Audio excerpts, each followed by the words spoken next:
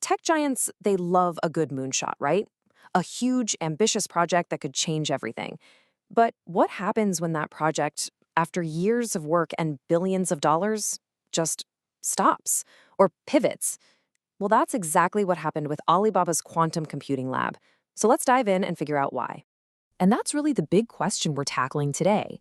I mean, think about it. Why spend all that time and money building the computer of the future only to hand it over?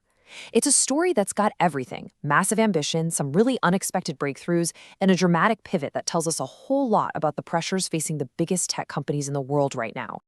Okay, so our story kicks off back in 2015.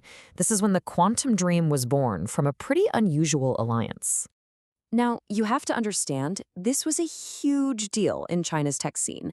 It was really the first time a massive private company like Alibaba teamed up with a major state-run institution for a project this ambitious. Their goal was nothing short of building a quantum computer from the ground up, hoping to totally revolutionize things like data security and raw computing power.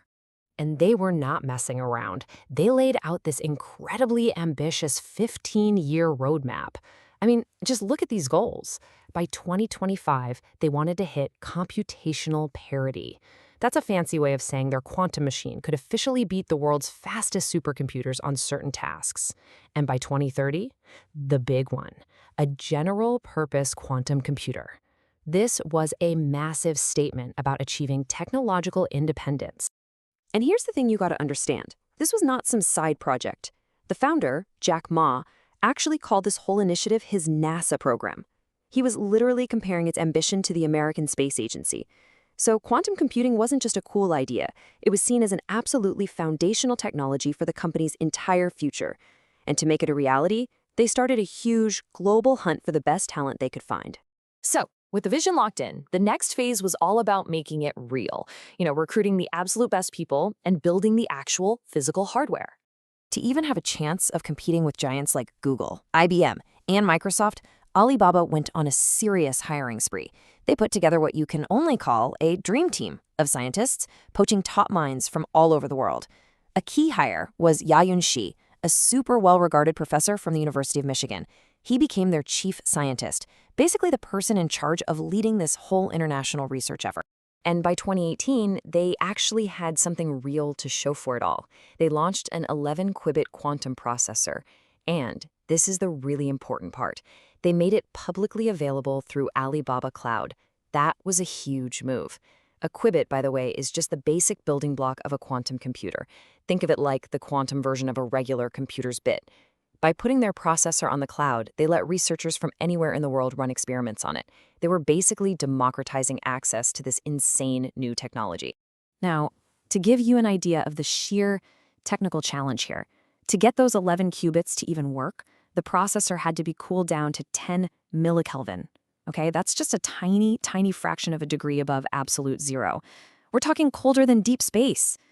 All of that just to stop things like heat or even tiny vibrations from messing up the incredibly delicate quantum states. It's an absolutely brutal engineering environment. All right, this is where the story takes a really wild and unexpected turn. Because, as it turns out, their biggest breakthrough didn't come from that incredibly cold, complex hardware. It came from their software. So, while one team was wrestling with the laws of physics to build the machine, the software team was working on a simulator. They built this platform called Taizhong, and its whole job was to mimic a quantum computer but using regular classical computers. And, well, it turned out to be shockingly good at its job, all thanks to this super powerful new algorithm they developed. And check this out. This shows you just how powerful it was. The team tested their simulator on a really complex quantum problem that Google had actually designed to prove quantum supremacy. Running on Alibaba's own cloud servers, Taizhong finished the simulation in less than half a second. That exact same task took NASA's Pleiades supercomputer, one of the fastest in the world, 104 seconds. I mean, it wasn't just a bit faster, it was orders of magnitude faster. It's unbelievable. And here's the beautiful, almost painful paradox for them. Alibaba's own success created a huge problem for its quantum dream. Their simulator was so good that it basically proved that classical computers could still keep up with, and in some cases blow past, the early-stage quantum hardware they were trying to build. And that suddenly brings up a very expensive, very awkward question. Why build it if you can just simulate it? So, all of this, the technical challenges, the surprising success of the simulator, it leads us to the climax of the story. With all these new questions swirling and new pressures mounting, the company made a really abrupt and decisive change in direction.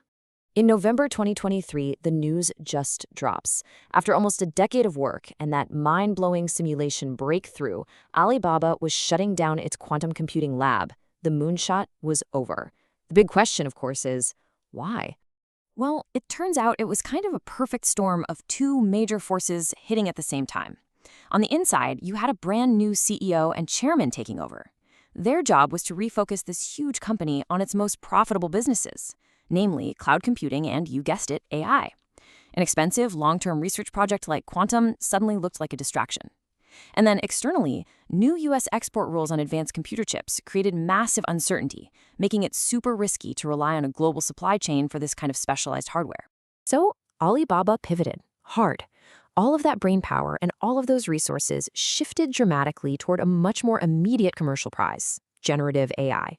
The new mission was to dominate the AI world with their family of large language models, called Qwen, and to make Alibaba Cloud the essential platform, the operating system, for the entire AI revolution. But hold on, the story doesn't just end there with a closed lab. What happened next actually tells us a lot about the changing tech landscape, especially in China. So instead of just selling off the equipment for parts, Alibaba did something pretty remarkable.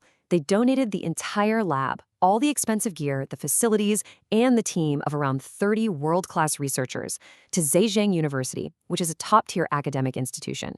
This was a really clever move because it made sure that all those years of investment and knowledge wouldn't just vanish into thin air. And this slide really puts it all into context because it turns out Alibaba wasn't alone. Just a little while later, Baidu did something very similar, donating its own quantum hardware lab to a state-backed institution. You can see a trend here, right? China's tech giants are kind of offloading the super expensive long-term challenge of building the hardware to universities and state institutions. And what are they doing instead? They're refocusing on the much more immediate prize, AI.